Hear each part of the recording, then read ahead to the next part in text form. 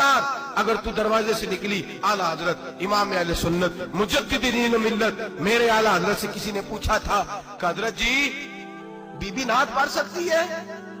फतावा रज़विया की 14वीं जिल्द, बीबी मिलाद पढ़ सकती है? मिलाद। आला हजरत ने फरमाया अगर बीबी मिलाद पढ़ रही हो, नात पढ़ रही हो और उसकी आवाज गैर महरम के कानों तक जा रही हो, फरमाया उसे सवाब नहीं होगा, उसे हराम काम करने का गुनाह दिया जाएगा। बीबी को मना है, वो नात की आवाज भी औरत का ही नहीं पढ़ता, दीन में तो औरत की आवाज का भी पढ़ता है। दीन में तो औरत की हजरत सैयदा ज़ैनब, हजरत फातिमा की वो लख्ते जिगर जो मैदान करबला में इमाम हुसैन बराबर की शरीक रही सैयदना इमाम हुसैन के साथ। याह्या बिन मोइन कहते हैं मैं 15 साल तक हजरत ज़ैनब का पड़ोसी रहा हूं। 15 साल, घर बराबर होता है ना, बंदा बीबी देख ही लेता है।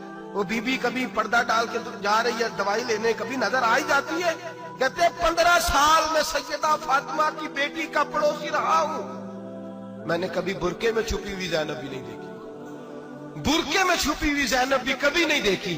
हजरत अब्दुल्ला बिन जाफर तैयार जनाबे अली उल मुर्तजा के भाई थे, उनके बेटे के साथ इनका निकाह हुआ था, बीमार हो गई।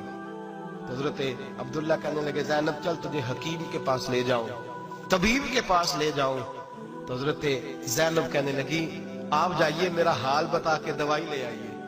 तो हजरत अब्दुल्ला जाफर तैयार कहने लगे शरीयत में गुंजाइश है डॉक्टर के पास जाने, हकीम के पास जाने की गुंजाइश है, तो चलती क्यों नहीं? तो हजरत ज़ैनब कहने लगी शरीयत में गुंजाइश तो है, पर अब्दुल्ला मेरी मजबूरी ये है कि मैं फातिमा की बेटी हूं। शरीयत में गुंजाइश तो है पर मेरी मजबूरी ये है कि मैं हुसैन की बहन हूं। शरीयत में गुंजाइश है पर मैं हसन की बहन हूं।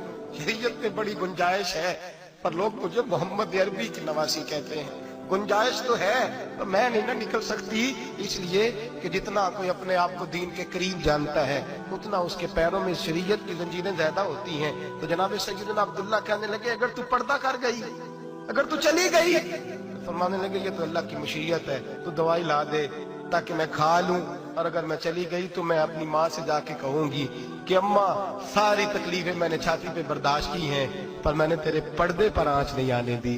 मेरे भाई ये उसवाए नूर है, ये उसवाए हसना है, ये हमें सिखाया जा रहा है। मेरे हबीब करीम की बीवियों का ये हाल था, बीवियों का अपने घर के आंगन में हजरत आयशा सिद्दीका, हजरत सौदा जनाब हफ्सा अपने सेल में जब बैठती थी ना तो दीवार की तरफ मुंह करके बैठती थी, दीवार के साथ लग के दीवार की तरफ। बीबियां अपने घर के अंदर भी दीवार की जानिब मुंह करके बैठती थी। लोग पूछती, बीबियां पूछती कि अपने घर में भी दीवार को मुंह करने का मतलब, कहती हो सकता है कुछ छत पे चढ़